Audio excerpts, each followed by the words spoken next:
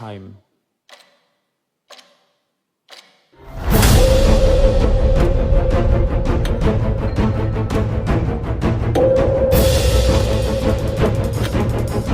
Halo, assalamualaikum warahmatullahi wabarakatuh. Apa kabar kalian semua? Semoga kalian sehat walafiat dimanapun kalian berada, amin. Buat teman-teman yang belum kenal siapa aku, mari kita kenalan terlebih dahulu ya. Perkenalkan, aku Zara Maulidia. Ini adalah konten channel YouTube aku, dimana di konten aku ini bakal membahas segala macam cerita, baik itu cerita-cerita horor, mistis, dan cerita-cerita lain yang layak untuk kita perbincangkan. Jadi hari ini aku bakal membawakan cerita yang di luar BMKG, nggak masuk akal sehat, dan juga jadi cerita ini dikirimkan oleh teman kita yang bernama Marwa, dan Marwa ini berasal dari kota Bogor. Hai Marwa. Jadi kali ini Marwa menceritakan pengalaman yang terjadi pada neneknya. Jadi Marwa ini tidak menceritakan cerita yang dialaminya, melainkan cerita yang dialami oleh neneknya. Ini cerita-cerita zaman dahulu nih, mistisnya kenceng banget pasti kan. Jadi neneknya Marwa ini itu 4 saudara, 1 cowok, yang kedua cewek, yang ketiga cowok, yang keempat cewek. Jadi selang-seling ya, cowok cewek. Di anak pertama yaitu kakek Tono, sebut saja namanya kakek Tono. Yang keduanya ini nenek Marwa, namanya nenek Nur. Yang ketiga kakek Rizky, dan yang keempat ini nenek Siti. Jadi 4 bersaudara.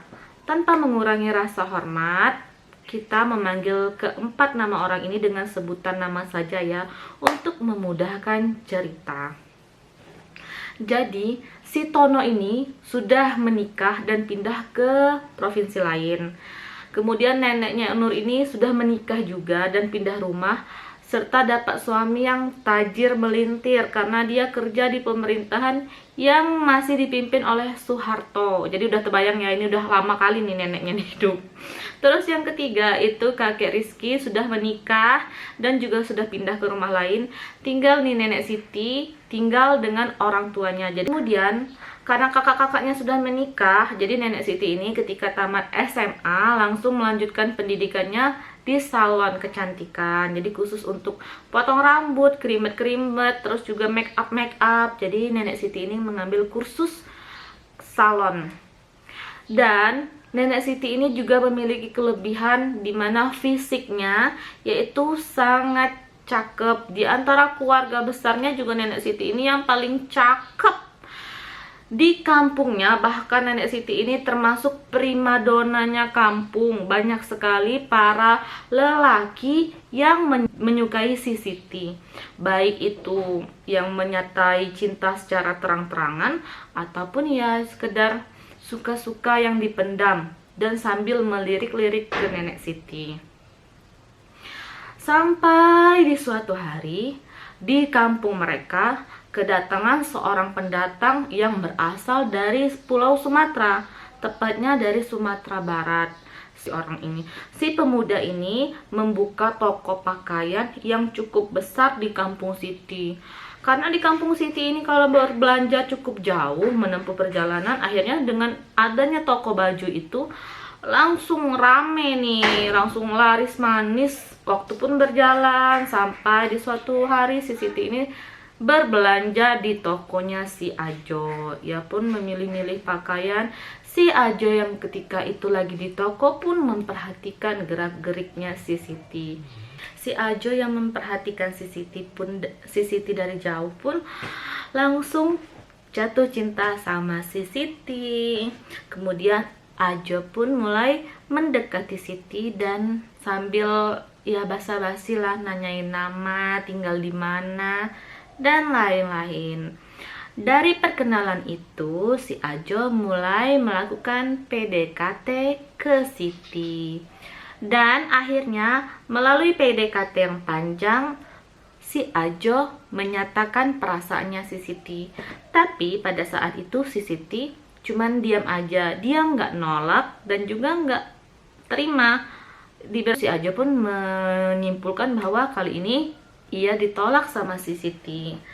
Tapi karena si Ajo ini jiwa pantang menyerah, si Ajo langsung mengeluarkan jurus-jurus kiat, 1000 jurus dikeluarkan Ajo untuk mendapati hati si Siti. Sampai di suatu hari ada nih pesta pasar malam di kampung Siti. Si Ajo pun ketika itu langsung menemui Siti untuk menyampaikan bahwa ia mau mengajak si Siti pergi ke pasar malam. Si Siti yang mendengar kalimat ajakan Ajo pun belum bisa menjawab pada saat itu. Ia berkata ke Ajo bahwa nanti Bang Ajo datang aja dulu ya Bang ke rumah si Siti. Nanti Abang temuin orang tua Siti, tanyain boleh atau enggak nih pergi ke pasar malam sama Bang Ajo. Kalau orang tua Siti boleh, nanti kita pergi. Tapi kalau orang tua Siti nggak boleh, maaf dulu ya Bang, nggak dulu. Ajo yang mendengar kalimat itu pun mengatakan bahwa baik Dek Siti, nanti malam insya Allah Bang Ajo bakal ke rumah Dek Siti untuk meminta izin pergi ke pasar malam. Maghrib tiba, Ajo pun langsung pergi ke rumah si Siti. Di rumah si Siti langsung Ajo menggedor pintu, tuk tuk tuk tuk, assalamualaikum, kata Ajo. Dibukain tuh sama mamanya Siti. Duduklah Ajo kan di ruang tamu. Lalu keluarlah bapak Siti untuk menanyai kenapa si Ajo ini datang ke rumah. Kan bahwa ia ingin mengajak Siti ke pasar malam. Bapak Siti pun yang mendengar kalimat bahwa anaknya mau diajak ke pasar malam menyampaikan bahwa boleh saja, tapi nanti antarkan Siti ke rumah sekitar pukul setengah 10 malam. Jangan lewat ya, soalnya gak enak tuh dipandang orang anak gadis sama bujangan keluar malam-malam kan. Intinya jam setengah 10 harus sampai ke rumah. Dan Siti yang mendengar kalimat bahwa ia diizinkan ke pasar malam oleh bapaknya pun langsung siap-siap nih di kamar. Langsung ganti baju, langsung dandan, dan mereka pun akhirnya pamit untuk pergi ke pasar malam. Setelah berjalan ke pasar malam, mereka pun di pasar malam sangat menikmati suasananya, di mana banyak sekali pameran, banyak sekali orang jualan makanan, banyak sekali wahana-wahana permainan. Sampai sekitar pukul setengah 9 malam, ketika mereka hampir mau pulang, si Ajo pun langsung berusaha untuk memulai pembicaraan yang lumayan serius ke Siti. Si Ajo pun menyatakan perasaannya. Gayung pun bersambut, si Siti pun menerima pernyataan cinta si Ajo. Akhirnya ketika malam itu mereka resmi jadian. Ketika masih berbunga-bunga, si Ajo pun mengantarkan Siti pulang ke rumahnya sekitar pukul setengah 10 malam. Dari sejak itu mereka pun semakin dekat, bahkan si Ajo sering sekali mengantarkan Siti untuk pergi ke kursus salonnya. Sampai di suatu hari tiba-tiba ketika dia sedang kursus, ketika ada seorang wanita yang datang menemui si Siti. Ia langsung melabrak si Siti dan mengatakan, jauhi suami saya, kalau tidak kamu bakal terima akibatnya. Si Siti yang kaget pada saat itu dilabrak tiba-tiba langsung bertanya, maksudnya apa ya Mbak? Kamu lagi dekat sama si Ajo kan? Ajo tuh laki den yang pai merantau ke Siko. Nyo buka toko baju dekat Siko kan? Jangan ang dekati laki awak yo, kalau ang ndak mau bermasalah sama awak, ujar si wanita itu. Nanti kalimatnya nanti di itu ya. Si Siti yang lumayan kaget pun merasa heran bahwa selama ini kan Ajo itu merupakan seorang bujangan ceritanya. Si Ajo tidak pernah bercerita kalau dia memiliki istri. Di sore harinya ketika selesai ia kursus, si Ajo pun datang menjemput Siti. Tanpa basa-basi lagi, si Siti langsung menanyakan kalimat yang tadi diutarakan oleh si wanita yang melabraknya. Si Siti pun langsung bertanya ke si Ajo, Bang Ajo, jawab jujur ya, Bang Ajo ini sudah menikah ya? Si Ajo pun langsung masang muka seperti orang heran. Menikah sama siapa? Kan Dek Siti tahu sendiri, Bang Ajo di sini tinggal sendiri, gak ada yang sanak keluarga. Terus kalau memang Bang Ajo ini sudah menikah, pasti Bang Ajo bawa tuh bini Bang Ajo ke sini untuk ngurus Bang Ajo. Ngapain Bang Ajo makan harus keluar, nyuci baju harus sendiri. Mending Bang Ajo bawa bini abang ke sini. Siti yang mendengar kalimat itu pun mengatakan bahwa masuk akal juga nih cerita Bang Ajo. Mungkin wanita yang terobsesi sama Bang Ajo akan Siti sih berpikiran seperti itu. Akhirnya dari kejadian itu si Siti tidak pernah lagi mendapat teror ataupun dilabrak dengan si wanita itu. Jadi si Siti ini menganggap hal itu oh ya sudahlah sebagai angin lalu. Hari pun berganti, bulan pun berganti, minggu, tahun pun berganti. Sampai akhirnya Bang Ajo ini mendatangi orang tua Siti dengan membawa berita yang cukup di mana Bang Ajo mengatakan bahwa ia ingin melamar si Siti untuk menjadi istrinya. Si orang tua Siti karena sudah melihat si Ajo ini sering datang ke rumah dan si anaknya juga menyukai si Ajo, langsung menerima lamaran Ajo. Tapi si Ajo ini mengeluarkan syarat bahwa ia tidak bisa membawa keluarganya yang berasal dari kampung untuk ada di pernikahannya, karena si Ajo mengatakan bahwa kedua orang tuanya itu sudah meninggal dunia dan juga keluarganya itu termasuk keluarga yang sudah sepuh. Jadi sangat sulit untuk membawa mereka berkendaraan dari kampungnya di Sumatera Barat ke daerah Bogor. Nah, orang tua si Siti pun menyetujui persyaratan yang diajukan oleh si Ajo. Namun, semua biaya pernikahan itu Ajo yang menanggung. Dalam waktu sekitar 3 bulan, Ajo ini langsung memberikan uang lamaran, uang modal pernikahan ke orang tuanya si Siti. Sampai mereka pun mulai menentukan tanggal kapan pernikahan si Siti dan si Ajo akan dilangsungkan. Banyak sekali pemuda-pemuda di sana yang patah hati, yang kecewa, yang mana wanita yang selama ini mereka harapkan untuk menjadi istrinya sudah dipinang oleh si Ajo.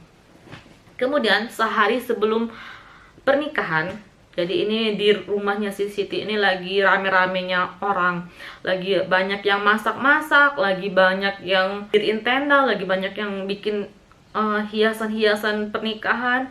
Tiba-tiba ada seorang wanita yang menggendong anak datang ke tempat rumah si Siti yang lagi banyak orang.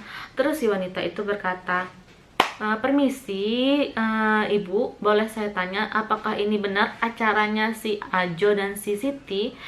Orang yang di lokasi itu pun langsung menjawab, oh benar-benar, kenapa ya bu ya?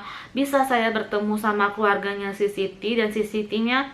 Oh bisa, ibu masuk aja dulu ke ruang tamu ya bu ya, nanti saya panggilin nih Siti sama orang tuanya. Mereka beranggapan bahwa itu tamunya si Siti.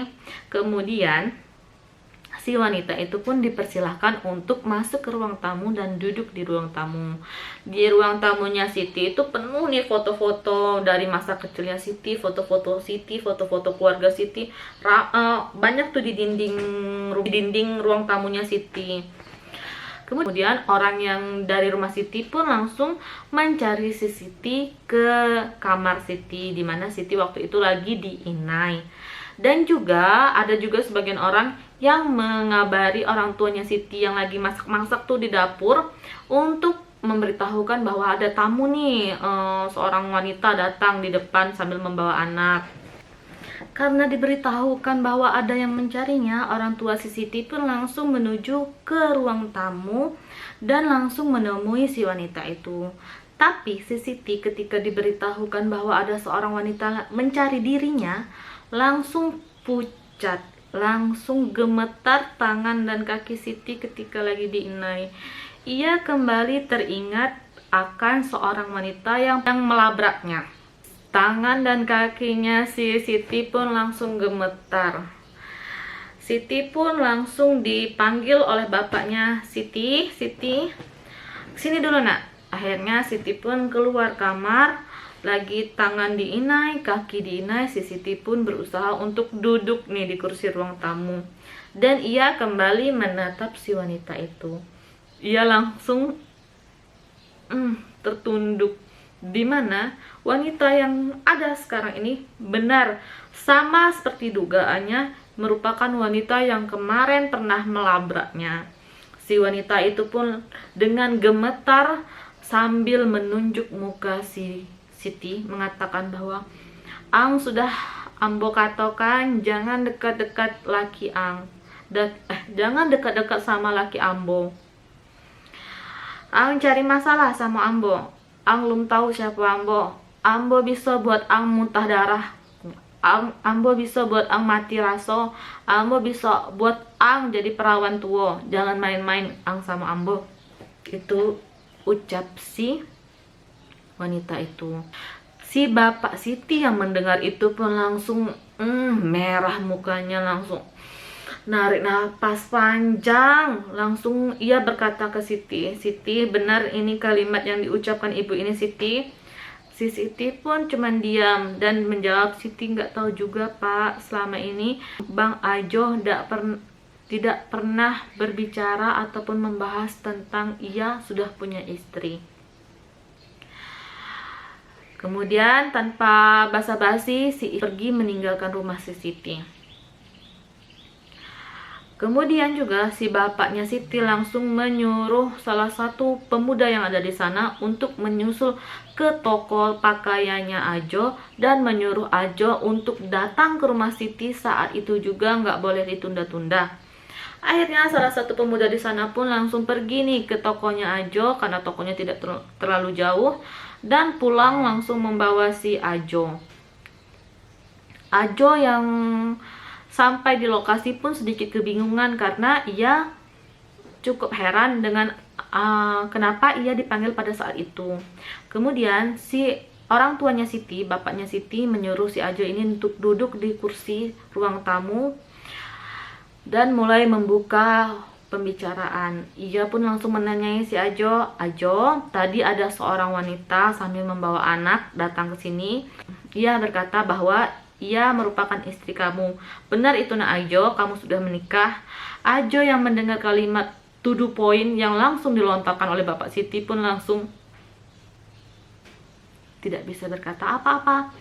Akhirnya Ajo di saat itu mengakui bahwa ia sudah memiliki istri dan memiliki 2 orang anak. Tapi masalahnya si Ajo sudah mengatakan bahwa istrinya sudah lama ia talak dan proses cerai sedang diurus. Alasan dia menceraikan istrinya katanya itu karena istrinya ini adalah menantu yang dipilihkan oleh orang tuanya si Ajo. Ajo tidak menyukainya dari awal. Anak yang pertama, katanya anak yang besar, itu merupakan anak yang dibawa oleh istrinya. Jadi istrinya ini sudah punya suami. Sedangkan anak yang kedua ini memang benar anak Ajo. Orang tua Siti yang selama ini menganggap si Ajo itu bujangan pun merasa dibohongi. Bapaknya Siti langsung memutuskan untuk membatalkan pernikahan. Tapi si Ajo pun langsung mohon-mohon sama si bapak Siti untuk jangan dibatalkan, bahwa dia memang benar-benar mencintai Siti. Dia mau hidup sama Siti. Siti ini merupakan pujaan hatinya. Dia janji tidak bakal memperlakukan Siti dengan buruk. Ia bakal membuat Siti ini bahagia lahir dan batin. Melihat keseriusan Ajo dan juga air mata buayanya si Ajo, si bapak Siti pun akhirnya luluh. Pernikahan yang akan diadakan esok hari pun tetap dilaksanakan. Seminggu habis pernikahan, tiba-tiba di pagi hari Ajo ini langsung batuk-batuk, muntah-muntah, dan sampai ke muntah darah, dimana darah yang dikeluarkan Ajo ini bercampur dengan serpihan kaca. Jadi di awal kenanya ini kan pagi bangun tidur. Di siang hari si Ajo ini kehabisan darah karena muntahnya ini gak berhenti-berhenti sampai si Ajo ini dinyatakan meninggal dunia ketika jam 2 siang. Gimana langsung waktu yang diperlukan tidak lama. Jadi dari pagi sampai jam 2 siang si korban ini langsung tewas. Si Siti yang mendapati kabar bahwa suaminya sudah meninggal dunia langsung histeris, langsung nangis. Gimana ya ketika kita masih pengantin baru, masih bahagia-bahagianya, namun si suami ini tanpa aba-aba, tanpa ada penyakit bawaan, langsung muntah darah dan sampai keluar kaca. Mereka beranggapan bahwa ini adalah perbuatan dari orang yang mengirimkan santet ke suaminya si Siti. Setelah meninggal, si suami Siti pun langsung dikuburkan. Orang tuanya Siti, karena mereka ini masih percaya akan dukun, jadi berusaha mencari orang pintar ataupun dukun untuk melihat apa yang terjadi pada menantunya itu. Orang pintar itu pun mengatakan bahwa ada seorang wanita yang mengirimkan santet menantunya si bapak.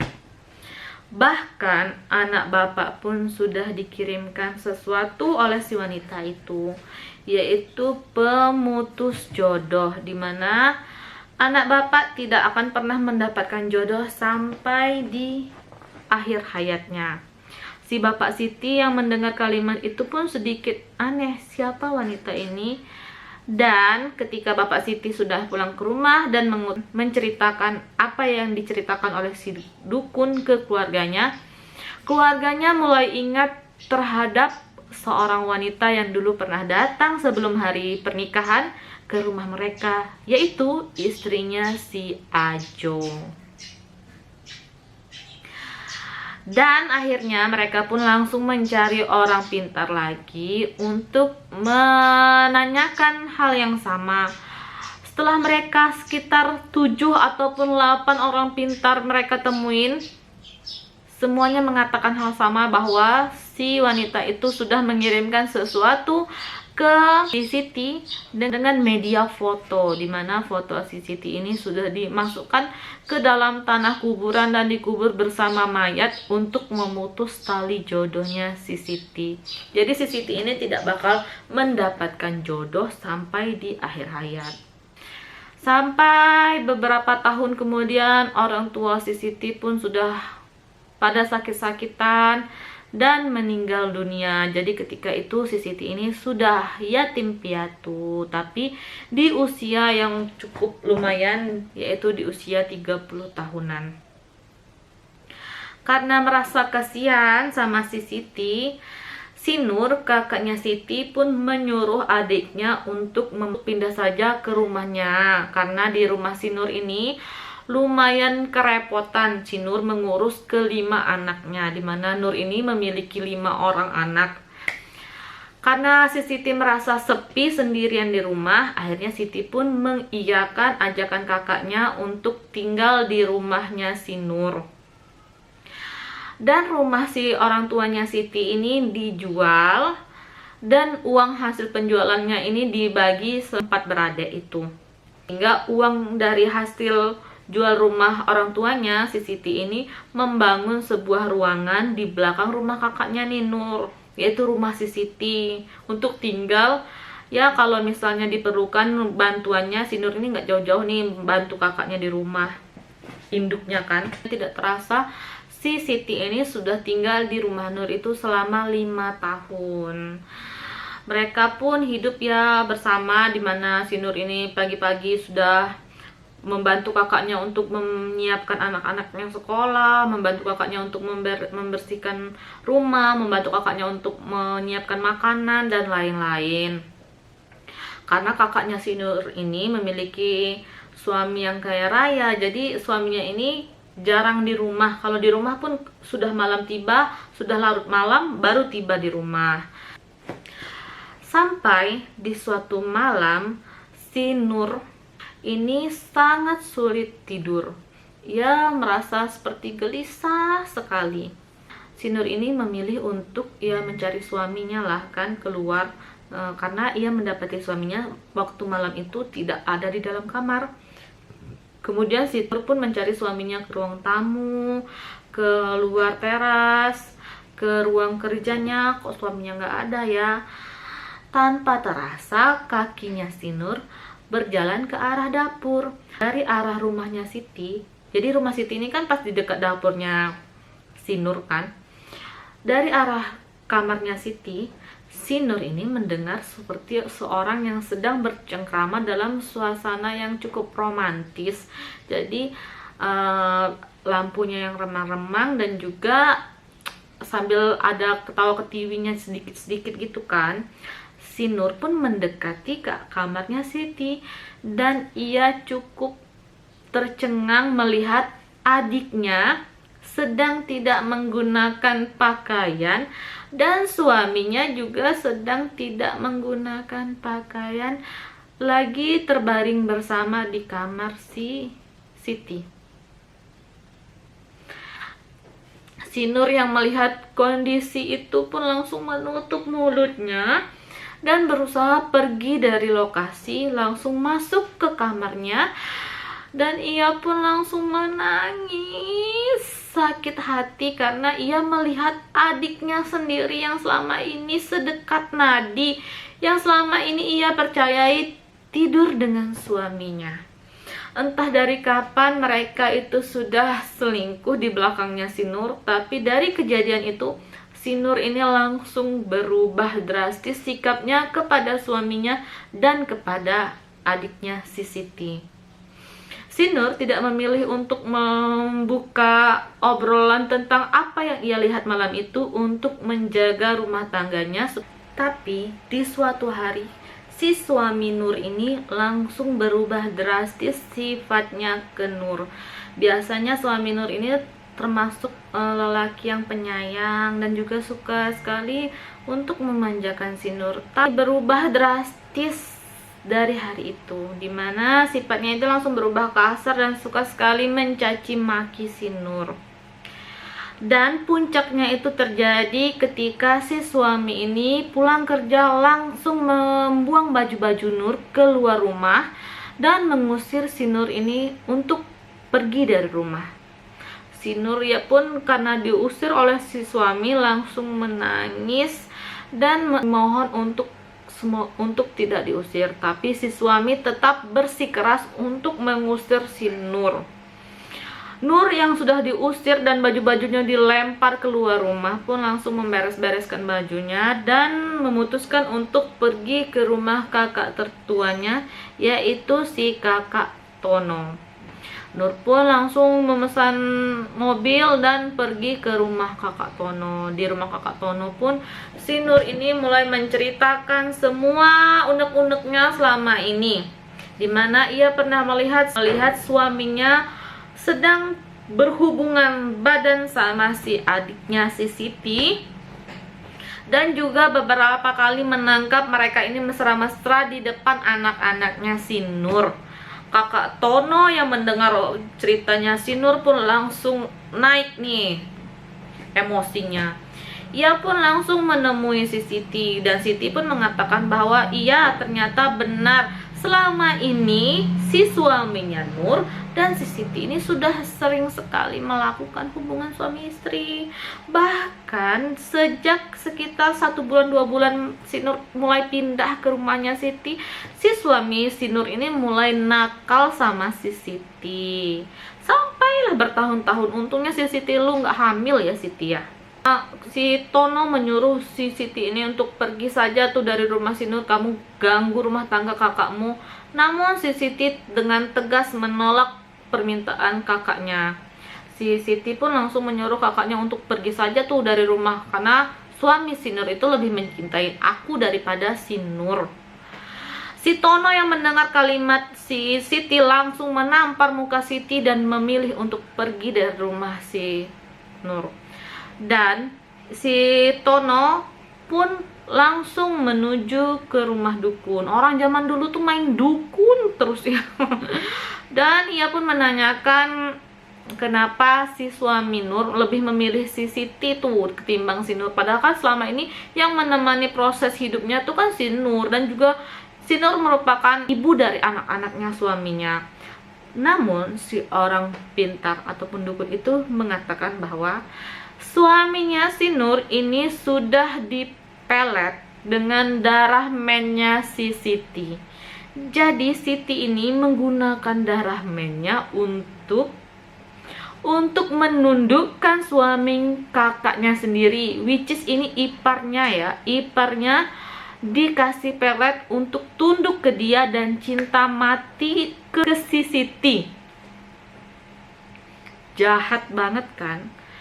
Padahal si Nur ini sudah berbaik hati untuk menampung si Siti di rumahnya, tapi ini balasan adik yang gak tahu diri. Gila ya.